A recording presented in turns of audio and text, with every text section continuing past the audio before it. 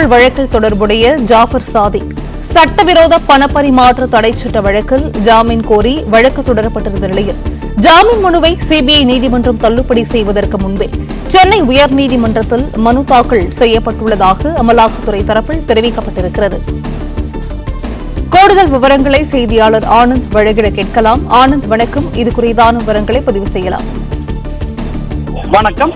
சட்டவிரோத பண பரிமாற்ற தடை சட்ட வழக்கில் கைது செய்யப்பட்டுள்ள ஜாஃபர் சாதிக் மற்றும் அவரது சகோதரர் இருவரின் ஜாமீன் மனு மீதான விசாரணையிலிருந்து விலகுவதாக நீதிபதி ஜெகதீஷ் சந்திரா தெரிவித்திருக்கின்றார். போதைப்பொருள் கடத்தல் வழக்கில் கைது செய்யப்பட்ட திரைப்பட தயாரிப்பாளரும் திமுக முன்னாள் நிர்வாகியுமான ஜாஃபர் சாதிக் சட்டவிரோத பண பரிமாற்றத்தில் ஈடுபட்டதாக கூறி அமலாக்கத்துறை வழக்கு பதிவு செய்து கடந்த ஜூன் 26ஆம் தேதி கைது செய்தனர்.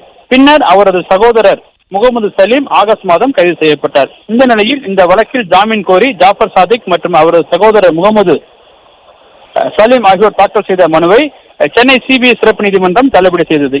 இதனையடுத்து ஜாமீன் கோரி இருவரும் சென்னை உயர்நீதிமன்றத்தில் மனு தாக்கல் செய்தனர். இந்த மனு நீதிபதி ஜெகதீஷ் சந்திரா முன்பாக விசாரணைக்கு வந்தது. அப்பொழுது ஆஜரான அமலாக்கத்துறை தரப்பு சிறப்பு வழக்கினர் என் ரமேஷ் இருவரின் ஜாமீன் மனுவையும் தள்ளுபடி செய்து கடந்த 19ஆம் தேதி இரவுதான் சிபிஐ சிறப்பு நீதிமன்றம் உத்தரவு பிறப்பித்ததாகவும், ஆனால் அதற்கு முன்பாகவே சென்னை உயர்நீதிமன்றத்தில் இருவரும் மனு தாக்கல் செய்திருப்பதாகவும் கூறினார்.